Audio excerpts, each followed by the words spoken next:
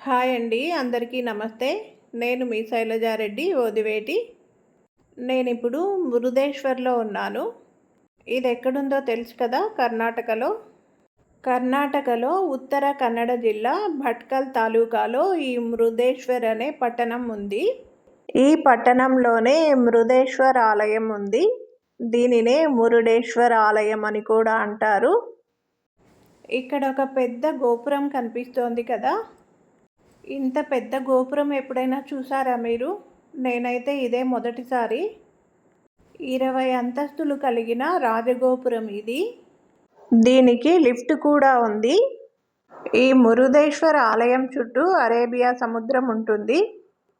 3 వైపులా సముద్రం. ఒక వైపు నుంచి మాత్రమే మనం ఈ ఆలయం లోపలికి వెళ్ళగలం.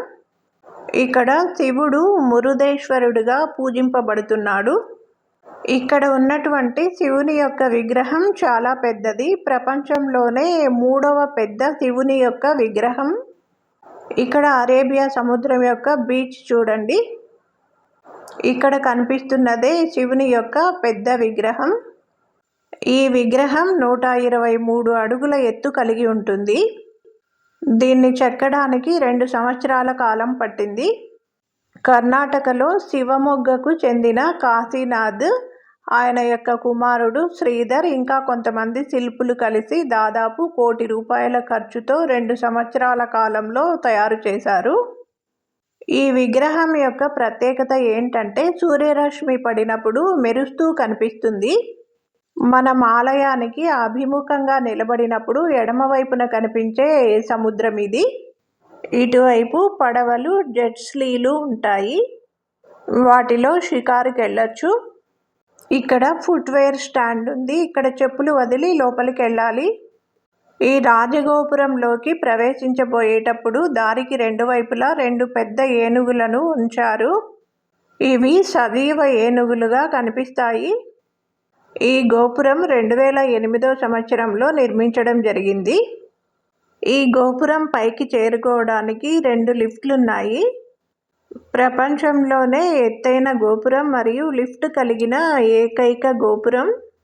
ఈ మురుదేశ్వర్కి దగ్గరలో మహాబలేశ్వర్ మరియు కొల్లూరులో మూకాంబికా టెంపుల్ ఉంటుంది. మురుదేశ్వర్కి రావాలనుకున్నప్పుడు ఇక్కడ చుట్టుపక్కల ఉండేటటువంటి ఇంకా టెంపుల్స్ని కూడా చూసేటట్లు ప్లాన్ చేసుకోవచ్చు. ఇది ఇప్పుడు ఇంకా ఏదో నిర్మాణంలో ఉన్నట్టుంది, అందుకే కడ్డీలు ఉన్నాయి చూడండి. ఇప్పుడు లోపలికి వెళ్తున్నాము. 2 వైపులా చూడండి, చాలా పెద్ద ఏనుగులు. అలాగే గోపురం కూడా ఇక్కడ నుంచి చూడండి ఎంత ఎత్తులో కనిపిస్తోందో కదా. గాలి బాగా వీస్తోంది, ఎండ కూడా ఉంది, జుట్టంతా రేగిపోతూ ఉంది. అందుకే మాటికి సర్దుకోవాల్సి వస్తుంది. ఇంకా నేను కూడా లోపలికి వెళ్తున్నాను. ఈ రాజగోపురం పైకి చేరుకోవడానికి 2 లిఫ్ట్లు ఉన్నాయని చెప్పాను కదా, ఇక్కడే అన్నమాట అవి. ఇక్కడ టికెట్ తీసుకోవాలి. పెద్దవాళ్ళకైతే 20, పిల్లలకైతే 10 రూపాయలు. ఇదే కౌంటర్ కనిపిస్తోంది చూడండి, అక్కడే టికెట్లు తీసుకోవాలి. ఆ పక్కనే లిఫ్ట్ ఉంది. ఈ గోపుర ద్వారంలోకి అలాగే ముందుకెళ్తే మురుదేశ్వర్ ఆలయానికి చేరుకుంటాము. కొన్ని మెట్లు ఎక్కాల్సి ఉంటుంది అంతే. అలా ఎడమ వైపుకు తిరిగితే మురుదేశ్వర్ ఆలయం వస్తుంది. ఫస్ట్ లిఫ్ట్లో రాజగోపురం ఎక్కి అక్కడి నుంచి శివుని యొక్క మందిరం ఎలా కనిపిస్తుందో చూసి తర్వాత వెళ్దాం అక్కడికి. లిఫ్ట్లో మనం పైకి వెళ్ళిన తర్వాత 10 లేదా 15 నిమిషాల టైం మాత్రమే ఉంటుంది. మనం వెళ్ళే టైము, వచ్చే టైము అక్కడ ఎంటర్ అవుతూ ఉంటుంది. కాబట్టి ఉన్న టైం లోపలే మళ్ళీ మనము తిరిగి కిందికి వచ్చేయాలి. మేము మా టైం కోసం ఎదురు చూస్తున్నాము. ఇక్కడ రూఫ్కి ఏదో డిజైన్ ఉంటే చూపిస్తున్నాను. ఎంత ఎత్తైన వాకిండ్లో ఇవి. ఇక్కడ కనిపించే ద్వారం నుంచి కొంచెం ముందరికి వెళ్తే మనము మురుదేశ్వర్ ఆలయానికి చేరుకుంటాము. అది తర్వాత చూద్దాం. ఇప్పుడైతే లిఫ్ట్లో పైకి వెళ్ళాలి కదా. చూడండి, ఇక్కడ పెద్దవాళ్ళకి 20, చిన్నపిల్లలకి 10 రూపాయలు లిఫ్ట్ టికెట్. ఈయన శ్రీ డాక్టర్ ఆర్ఎన్ శెట్టి అంట. ఇక్కడ ముఖ్యమైన వ్యక్తి అయి ఉండొచ్చు ఈ ఆలయానికి సంబంధించి లేదా ఈ రాజగోపురానికి సంబంధించి. ఇంకా మా వంతు రాబోతోంది. లిఫ్ట్ డోర్ దగ్గరే వెయిట్ చేస్తున్నాము. పైకెళ్ళిన వాళ్ళు తిరిగి రాగానే ఇంకా మేము పైకెళ్ళడమే అంతే. ఇక్కడ ఉన్న వాళ్ళంతా కూడా మాతో కలిసి వచ్చిన వాళ్ళే. దాదాపు వీళ్ళల్లో వేరే కొత్త వాళ్ళు కూడా ఉన్నారు కొంతమంది. అయితే నా వెనుక అద్దాలు పెట్టుకున్నటువంటి వ్యక్తి మా అక్క, పర్పుల్ కలర్ శారీ కట్టుకున్న వ్యక్తి మా అమ్మ. ఇప్పుడు లిఫ్ట్లో ఉన్నాము, అందరము పైకి వెళ్తున్నాము. వీళ్ళంతా మా టీమే. హాయ్ చెప్తున్నారు చూడండి. మురుదేశ్వర ఆలయం గోపురం పైకి వెళ్తున్నాము లిఫ్ట్లో అని అంటున్నారు. అందరితో కలిసి వెళ్తే చాలా హ్యాపీగా ఉంటుంది కదా. ఒక డిఫరెంట్ ఎక్స్పీరియన్స్ అన్నమాట ఇది. నేనైతే ఇంత లాంగ్ జర్నీస్ ఎప్పుడు చేయలేదు. ఇదే మొదటిసారి వచ్చి ఇరుక్కుపోయాను అనిపిస్తుంది. పైకి వచ్చేసాము. 4 వైపులా కిటికీలు ఉన్నాయి. ఈ కిటికీలలో నుంచి సముద్రాన్ని చూడొచ్చు, శివుని యొక్క మందిరాన్ని చూడొచ్చు. 220 అడుగులు పైన ఉన్నటువంటి ఇంత ఎత్తులో నుంచి చూస్తే ప్రతి దృశ్యము కనిపిస్తుంది. చూడండి ఇక్కడ కిటికీలో నుంచి. ఇది టెంపుల్కి దక్షిణం వైపు అనుకుంటా. ఇక్కడ దిక్కులైతే నేను సరిగా గమనించలేదు కానీ ఇది దక్షిణమే అనుకుంటున్నాను. బీచ్ మరియు అక్కడ చెట్లు, ల్యాండ్ ఉంది కదా, ఊరుంది. ఇక్కడ పడవలు, జెట్స్లీలన్నీ కూడా వరుసగా ఉన్నాయి. ఇప్పుడు ఇంకో వైపు వస్తున్నాను నేను చూడడానికి. ఇక్కడ కూడా గాలి బాగా వీస్తోంది. హెయిర్ పిన్స్ అయితే పెట్టుకోలేదు, అందుకే జుట్టంతా రేగిపోతుంది. ఇక్కడ అందరూ కూడా ఒకరి వెనుక మరొకరు ఉన్నారు కాబట్టి అడ్డంగా కనిపించడం లేదు. ఇది మరొక వైపు అనుకుంటాను. ఇది ఉత్తరం వైపు అనుకుంటా. ఇటువైపు పెద్ద బీచ్ ఉంది. ఇక్కడ కూడా చిన్న చిన్న పడవలు ఉన్నాయి చూడండి. బోటింగ్ అయితే వెళ్దామని అనుకుంటున్నాను కానీ వెళ్తానో లేదో చూడాలి మరి. ఇక్కడ కన్స్ట్రక్షన్ ఇంకా పూర్తి కానట్టుంది, అందుకే ఈ కడ్డీలన్నీ ఇంకా అలాగే ఉన్నాయి. కంప్లీట్ అయ్యాక తీసేస్తారేమో. ఇప్పుడు ఇంకో వైపు వస్తున్నాను చూడడానికి. ఏ వైపున మనుషులు తక్కువగా ఉంటే అటువైపు వస్తున్నాను. శివుని యొక్క విగ్రహాన్ని చూడడానికి ఈ కిటికీ నుంచే చూడాల్సి ఉంటుంది. ఇది పడమర వైపు ఉన్న కిటికీ అనుకుంటాను. అందరూ సెల్ఫీలు, వీడియోలు తీసుకుంటున్నారు. ఆ కడ్డీలు లేకపోయినట్లయితే బాగా క్లియర్గా కనిపిస్తుంది కానీ కడ్డీలు ఉండడం వల్ల సరిగా కనిపించడం లేదు. ఫోన్ కిటికీలో నుంచి ఎంత బయటికి పెట్టినా కడ్డీలు దూరంగా ఉన్నాయి కాబట్టి అలా కనిపిస్తోంది. చూడండి ఇక్కడ నుంచి అక్కడ ఉన్న ప్రదేశం అంతా శివుని యొక్క విగ్రహం కూడా ఎంత బాగా కనిపిస్తోందో కదా. ఇక్కడ ఏమేమి ఉన్నాయో ఒకసారి చూడండి. గోల్డ్ కలర్లో కనిపిస్తున్నది మురుదేశ్వర ఆలయం. ఇది గర్భగుడి యొక్క గోపురం. ఈ శివుని యొక్క విగ్రహానికి కింది వైపు భూ కైలాస్ శిల్పకథ ఉంది. ఈ విగ్రహానికి దగ్గరలో భగీరథ ప్రయత్నంతో గంగ కిందికి దిగి రావడం అనేది, ఇంకా రావణుడు శివలింగాన్ని బ్రాహ్మణ వేషంలో, చిన్నపిల్లవాడి వేషంలో ఉన్న వినాయకుడికి ఇవ్వడం, ఇంకా సూర్యరథం, కురుక్షేత్రంలో ఉన్నటువంటి సన్నివేశం, శ్రీకృష్ణుడు అర్జునులు ఉన్నటువంటి రథం, ఇవన్నీ అక్కడ ఉన్నాయి. కిందకి వెళ్ళినప్పుడు చూపిస్తాను. ఇప్పుడైతే మళ్ళీ ఇంకో వైపుకి వచ్చాను, ముందరి వైపుకి. ఇప్పుడు ఇది ముందరి వైపుకి వస్తున్నాను, అంటే తూర్పు వైపుకి అనుకుంటా. ఇక్కడ నీళ్ళల్లో బ్రిడ్జ్ లాంటి ఒక వంతెన ఉంది చూడండి లోపలికి. బీచ్లో నుంచి కొద్ది దూరం వరకు ఉంటుంది. అది ఏంటో అయితే తెలియడం లేదు నాకు. కిందకి వెళ్ళిన తర్వాత బీచ్లో నుంచి వెళ్తే అప్పుడు తెలుస్తుంది అది ఏంటి అనేది. ఇటువైపు కూడా కొన్ని కట్టడాలు అయితే కనిపిస్తున్నాయి చూడండి. ఇది ఇక్కడ ఈ 20వ అంతస్తులో నుంచి 4 వైపులా చూస్తే ఎలా కనిపిస్తుందో ఇప్పటి వరకు చూపించాను కదా. ఇంకా ఇక్కడి నుంచి దిగిన తర్వాత కింద నుంచి చూస్తే ఎలా కనిపిస్తుందో కూడా చూపిస్తాను. ఇప్పుడైతే నేను సెల్ఫీ వీడియో తీసుకుంటున్నాను. టైం అయిపోయింది, కిందకు వచ్చేసాము. ఇప్పుడు మృదేశ్వర ఆలయానికి వెళ్తున్నాము. ఇదే దారి, ఈ గోపురంలో నుంచినే. ఆ విగ్రహం కనిపించేది కాదు, ఆలయం. ఈ స్టెప్స్ ఎక్కిన తర్వాత లెఫ్ట్ సైడ్కు తిరిగితే అప్పుడు మృదేశ్వర ఆలయం వస్తుంది. చూపిస్తాను, చూస్తూ ఉండండి. కానీ ప్రతి చోట నుంచి ఆ విగ్రహం అయితే కనిపిస్తూ ఉంటుంది. ఈ మృదేశ్వర్లో ఎక్కడ ఉన్నప్పటికీ కూడా ఈ స్టెప్స్ ఎక్కిన తర్వాత ఇప్పుడు ఇంకా లెఫ్ట్ వైపుకి వెళ్ళాల్సి ఉంటుంది. వెళ్తూ చూపిస్తాను, చూడండి. అక్కడికి వెళ్ళబోయే ముందు దారికి అటువైపు ఇటువైపు 2 పెద్ద ఏనుగులు ఉన్నాయి.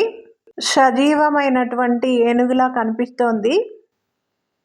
ఇంకా ఇప్పుడు ఎడమ వైపుకు తిరిగి ఈ స్టెప్స్ ఎక్కాల్సి ఉంటుంది. అక్కడ వెళ్తున్నారు కదా, అలాగా వెళ్తూ వెళ్తూ ఈ పక్క కూడా చూపించాను. ఇంకా ఇప్పుడు ఎదురుగానే వెళ్ళాల్సి ఉంటుంది, అంటే ఎడమ వైపుకి. ఇక్కడ బోర్డు మీద కనిపించేది ఏంటంటే మాతోబార్ శ్రీ మురుదేశ్వర్ దేవా అని, అంటే మురుదేశ్వర్ దేవుడు. ఇప్పుడు నేను కూడా ఈ స్టెప్స్ ఎక్కి ఆలయం దగ్గరికి చేరుకోబోతున్నాను. ఇక్కడ బాగా ఎండలు, వేడి, సముద్రం దగ్గరగా ఉంది కాబట్టి ఆలయ ముఖద్వారం దగ్గరికి వచ్చేస్తున్నాము. ఇప్పుడు ఇక్కడి నుంచి కూడా చూడండి, సముద్రం కనిపిస్తుంది. ఇది ఆలయానికి దక్షిణం వైపు. ఇక్కడి నుంచి చూస్తే ఇది రాజగోపురం. ఆ బీచ్కి అవతల ఊరు కూడా కనిపిస్తోంది. ఇప్పుడు ఇక్కడ ఆలయం ముందర చూడండి, ధ్వజస్తంభం ఇది. ఈ రాజగోపురం నుంచి మనము మెట్లు ఎక్కి ఒక్కొక్క చోటుకి చేరుకుంటూ ఆ పెద్ద విగ్రహం ఎక్కడైతే కనిపిస్తూ ఉందో అక్కడికి వెళ్తామన్నమాట. ఇక్కడ కూడా చూడండి, మాతోబార్ శ్రీ మురుదేశ్వర్ దేవా అని బోర్డు మీద ఉంది. అదే ఈ ఆలయం లోపలికి వెళ్తే గర్భగుడి కనిపిస్తుంది. ఈ గర్భగుడిలో శివుడు శివలింగ రూపంలో ఉన్నాడు. అభిషేకం, రుద్రాభిషేకం ఇలా చేయించే భక్తులకి మాత్రమే ఆ ముఖద్వారం దగ్గర, గర్భగుడి ముఖద్వారం దగ్గర నిలబడితే కనిపిస్తుంది. భూమికి ఎత్తులో కాకుండా కొంచెం లోపలికి ఉంది కాబట్టి ద్వారం దగ్గర నిలబడ్డ వాళ్లకు మాత్రమే ఈ శివలింగం కనిపిస్తుంది. ఇక్కడ రకరకాల పూజలు చేయించడానికి ఎంత అవుతుంది అనేది తెలియజేసే వివరాలన్నమాట ఇవి. చుట్టూ ఒకసారి చూపించాను, ఇదే గర్భగుడి. అక్కడైతే చూపించలేం కదా, దర్శనం అయిపోయాక ఎడమ వైపుకి వచ్చాము. ఇక్కడ కూడా చుట్టూ రకరకాల దేవుళ్ళు ఉన్నారు, వాళ్ళందరినీ కూడా చూసుకుంటూ వెళ్దాం. ఇక్కడ నుంచి కూడా చూడండి, విగ్రహం కనిపిస్తోంది. ఈ కుడివైపున ఉన్నదే మురుదేశ్వర్ గర్భగుడి. ఇలా మనం ముందుకెళ్తే ఏ ఏ దేవుళ్ళు వస్తారో చూస్తూ వెళ్దాం. చుట్టూ చాలా దేవుళ్ళు అయితే ఉన్నారు. ఇక్కడ బాగా ఎండలు, వేడిగా ఉంది. ఇప్పుడే ఇక్కడ ఆంజనేయ స్వామి ఆలయాన్ని తెరుస్తున్నారు. స్వామి విగ్రహానికి వెండి కవచం అన్నమాట ఇది. అంటే మూల విగ్రహం, రాతి విగ్రహం ఉంటుంది కదా, దానికి వెండి కవచం తొడుగుతున్నారు. మేము ఉదయాన్నే రావడం వల్ల ఇలా నిజరూప దర్శనం కూడా మేము చేసుకోగలిగాము. ఇలా వెండి కవచం తొడిగాక ఇంకా అలంకరించి పూజలు మొదలు పెడతారనుకుంటా. ఇంకా అలాగే ఈ పక్కకు వస్తే ఇక్కడ చూడండి, నాగ ప్రతిమలు ఉన్నాయి ఇక్కడ. వాటికి కూడా వెండి కవచాలు అయితే తొడిగారు. ఇప్పుడిప్పుడే పూజారులు పూజ మొదలు పెడుతున్నారు. గర్భగుడిలో అయితే పూజ మొదలైపోయింది, ఇక్కడ మాత్రం ఇప్పుడిప్పుడే మొదలు పెడుతున్నారు. ఇక్కడ ఉన్నది ఏ దేవుడైంది అర్థం కావడం లేదు. కుమారస్వామి ఏమో, చీకటిగా ఉంది కదా, తెలియడం లేదు. ఆయన పక్కనే నెమలి ఉంది కాబట్టి కుమారస్వామినే. ఇరువైపులా అమ్మవారు. ఇంకా ఈ పక్కకు వస్తే ఏమో ఇక్కడ బంగారు కవచంతో కనిపిస్తుంది, కానీ ఇక్కడ ఏ దేవుడు ఉన్నాడు అనేది అర్థం కావడం లేదు. అప్పుడైతే వీడియో త్వరగా తీసేశాను, కానీ పైకి చూపిస్తుంటే అక్కడికి వచ్చేసరికి బ్లర్ అయింది. ఏ దేవుడు ఏంటి అనేది క్లియర్గా కనిపించడం లేదు. చూడండి, ఇంకా ఈ పక్కకు వస్తే ఏమో ఇక్కడ కూడా ఒక అమ్మవారు, బహుశా పార్వతీదేవి అయి ఉంటారు. శివుడి యొక్క కుటుంబంలో వ్యక్తులే ఇక్కడంతా కూడా ఎక్కువగా పూజలు అందుకుంటూ ఉన్నారు. అమ్మవారి అలంకరణ పూర్తయిపోయింది. ఇక్కడ నుంచి కూడా చూడండి శివుని యొక్క విగ్రహం కనిపిస్తోంది. ఇక్కడేమో శివ పరివార్ అంటే శివుని యొక్క కుటుంబం, కార్తికేయుడు, శివుడు, అమ్మవారు, వినాయకులు అన్నమాట. ముచ్చటైన కుటుంబము. అద్దాలలో నుంచి ఎంత బాగా కనిపిస్తున్నారో కదా. అక్కడి నుంచి ఇంకొన్ని మెట్లు ఎక్కితే ఇక్కడికి వస్తాము. ఇక్కడ చూడండి ఎడమ వైపు నుంచి ఇలా ఇక్కడ విగ్రహం, తర్వాత కుడివైపున రావణుడు బ్రాహ్మణ బాలుని వేషంలో ఉన్న వినాయకునికి శివలింగాన్ని ఇస్తున్నటువంటి సన్నివేశం ఇలా ఉందన్నమాట. ఇక్కడి నుంచి చూస్తే, ఇక్కడ నుంచి దూరంగా చూస్తుంటే అక్కడ ఒక రథం కనిపిస్తోంది. కురుక్షేత్ర యుద్ధంలో శ్రీకృష్ణుడు, అర్జునులు ఉన్నారు కదా, రథం అదే ఇక్కడికి కనిపిస్తుంది. ఇంకా ఇక్కడ కనిపించే ఆ విగ్రహం ఏంటో చూద్దాం దగ్గరికి వెళ్ళి. ఇక్కడేమో శివుని యొక్క ఎత్తైన విగ్రహం, ప్రపంచంలోనే 3వ ఎత్తైన విగ్రహం, 123 అడుగులు ఎత్తు ఉన్నటువంటి విగ్రహం. ఆ ఆలయానికి ఎదురుగా ధ్వజస్తంభం, ఈ పక్క రావణుడు, వినాయకులు. ఇక్కడ నుంచి చూస్తే మళ్ళీ ఈ బీచ్, ఇక్కడ నుంచి చూస్తే గోపురం.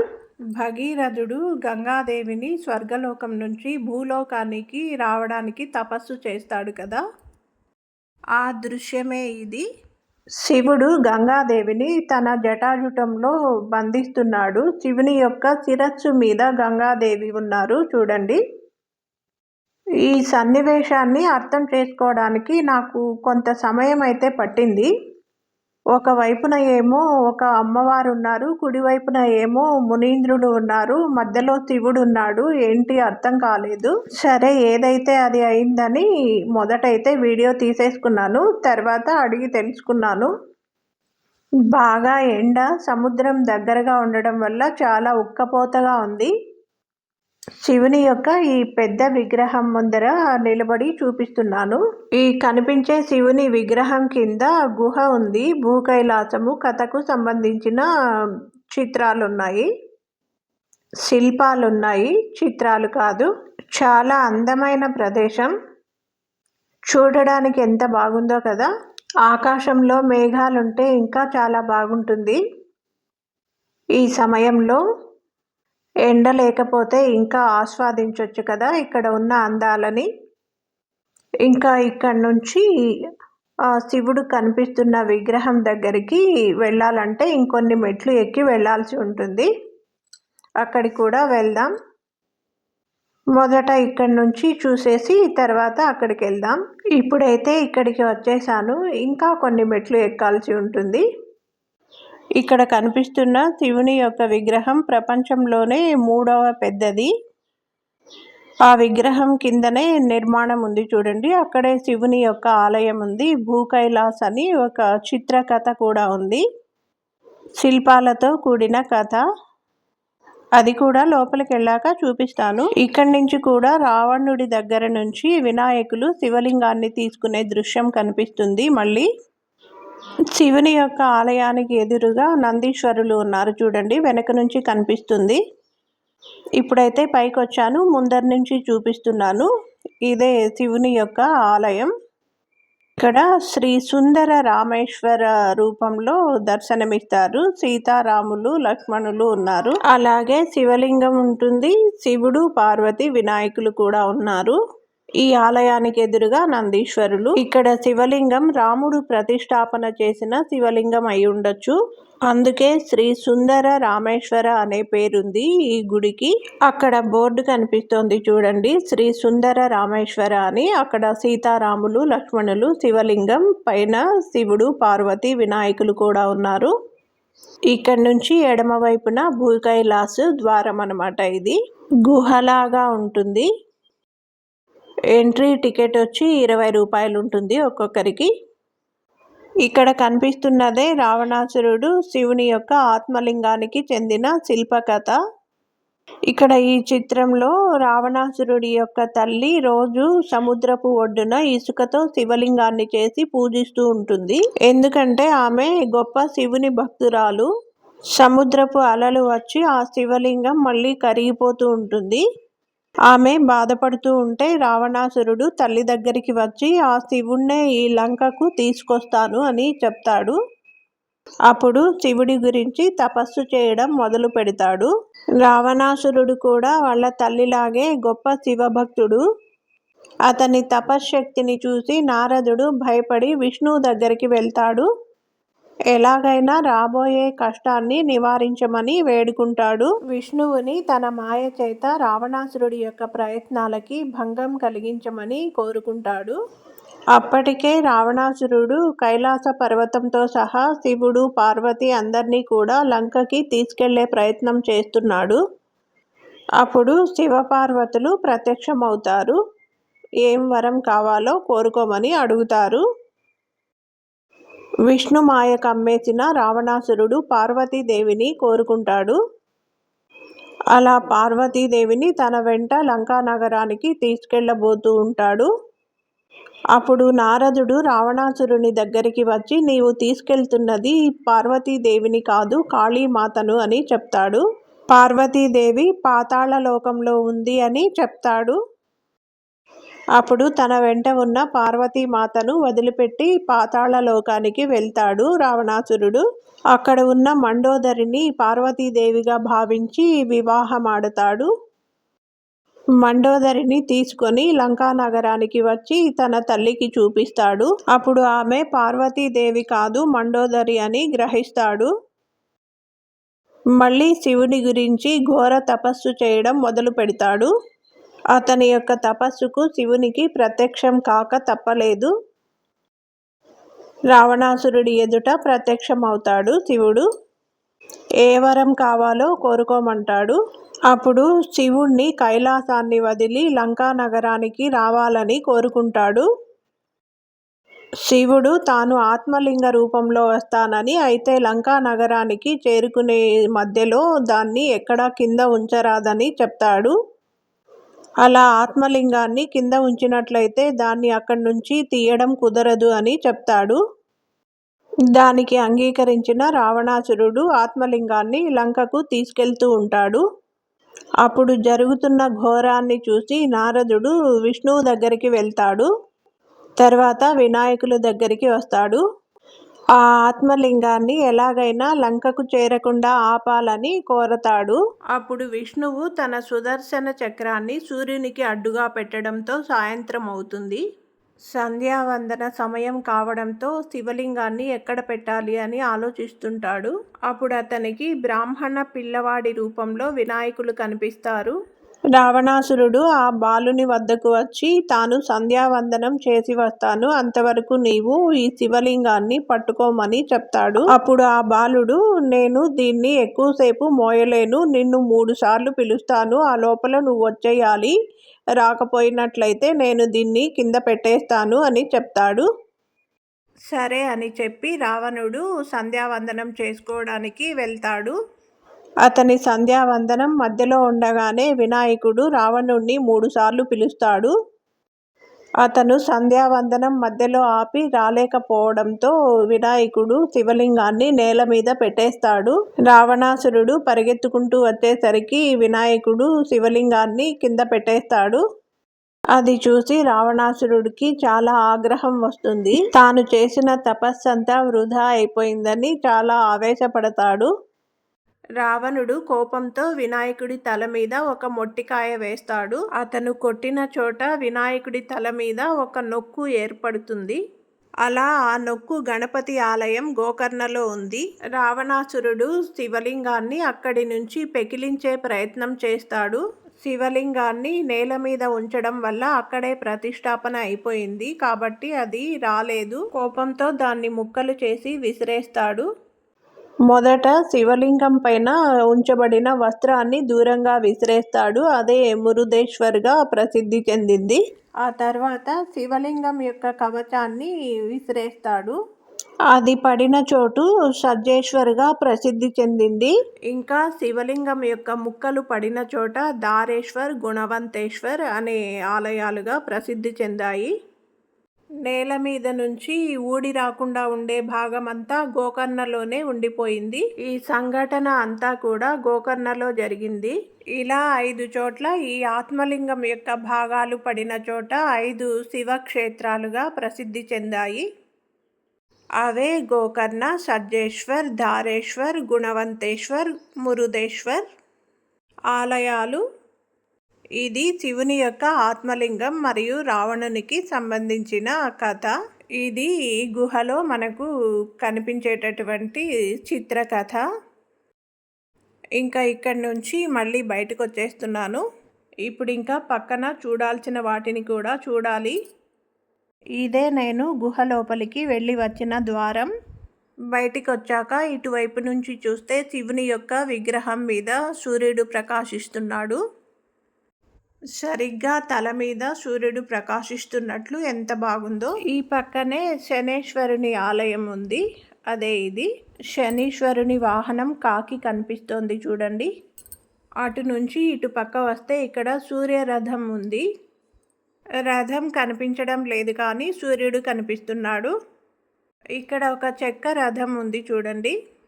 అలాగే బంగారు రంగులో కనిపిస్తున్నటువంటి రథం శ్రీకృష్ణుడు, అర్జునులు కురుక్షేత్ర యుద్ధంలో జరిగిన సంఘటన, దానికి సంబంధించిన రథం అది.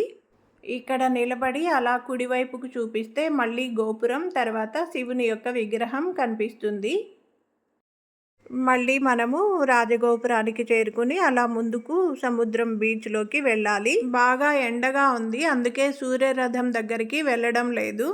ఇక్కడ కనిపించేటటువంటి రథం మురుడేశ్వర ఆలయానికి సంబంధించిన 400 సంవత్సరాల క్రితం చేయబడ్డటువంటి పురాతన రథం. దీన్ని చివరిసారిగా 2021లో వార్షిక ఉత్సవాలప్పుడు ఉపయోగించారు. ఎండ బాగా ఎక్కువగా ఉంది. కింద నేల కూడా చాలా రఫ్గా ఉంది, నడవలేకపోతున్నాము. అందుకే సూర్యరథం కనిపించే దగ్గరికి వెళ్ళడం లేదు. అక్కడికి వెళ్ళినట్లయితే దాని గురించి కూడా తెలిసేది. వెళ్ళలేకపోయాను కాబట్టి ఇంకా మళ్ళీ ముందుకు వెళ్ళిపోవాలి రాజగోపురం దగ్గరికి. తర్వాత బీచ్లోకి వెళ్ళాలి. ఇక్కడ నుంచి బీచ్ కనిపిస్తోంది చూడండి. చూస్తుంటేనే ఎండ ఎంతగా మెరిసిపోతుందో తెలుస్తోంది. ఈ వీడియో పెద్దదే అయి ఉండొచ్చు కానీ ఇక్కడ ఉన్న విషయాలన్నింటినీ చూపించాలంటే తప్పకుండా ఇంత లెంత్ అయితే అవుతోంది. మళ్ళీ రాజగోపురం దగ్గరికి వచ్చేసాను.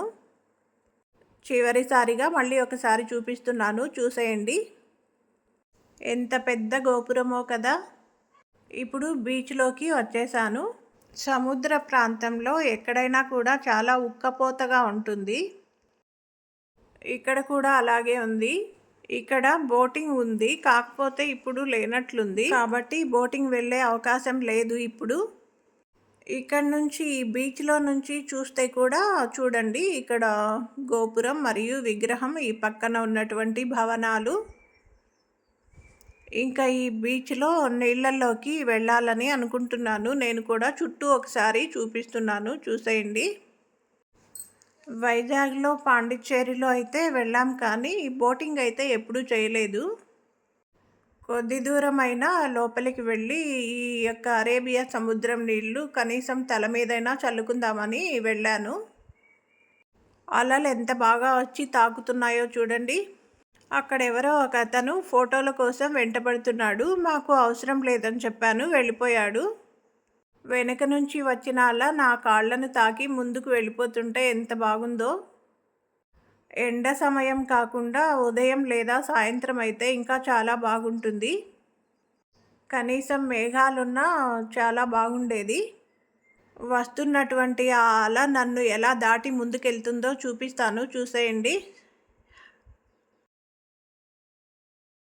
మళ్ళీ ఒకసారి చూపిస్తాను, చూసేయండి. అలా నన్ను తాకి వెళ్తుంటే చాలా సంతోషంగా ఉంది. ఇంకా నీళ్ళల్లో నుంచి మళ్ళీ బయటకు వచ్చేసాను. ఇసుకలో శివలింగం బొమ్మ వేస్తే ఎలా ఉంటుందో ట్రై చేస్తున్నాను ఇప్పుడు. చాలా సింపుల్గా వేశాను. ఇప్పుడు మళ్ళీ ఇంకొక పద్ధతిలో ట్రై చేస్తున్నాను చూడండి. నా నీడలో చూడండి దండం పెట్టుకుంటున్నాను శివలింగానికి. ఇదండి మురుదేశ్వర్ ఆలయం యొక్క విశేషాలు. నాకు వీలున్నంత వరకు చూపించాను. ఎలా ఉందండి వీడియో? చూసేవాళ్ళు తప్పకుండా సబ్స్క్రైబ్ చేసుకోండి, లైక్ చేయండి, షేర్ చేయండి, కామెంట్ కూడా చేయండి. శివుని ఆత్మలింగం యొక్క భాగాలు పడిన ప్రదేశం కాబట్టి ఇవి ఎంతో పవిత్రమైనది. ఎంత చూపించినా తనివి తీరడం లేదు. అంత బాగుంది రియల్గా అయితే చూడడానికి. ఓకే, బాయ్ అండి. మరో వీడియోలో మళ్ళీ కలుసుకుందాం. ఈరోజు ఇక్కడ నుంచి మూకాంబికా టెంపుల్ మరియు గోకర్ణకి వెళ్ళబోతున్నాము. బాయ్ బాయ్, మళ్ళీ అక్కడ కలుసుకుందాం.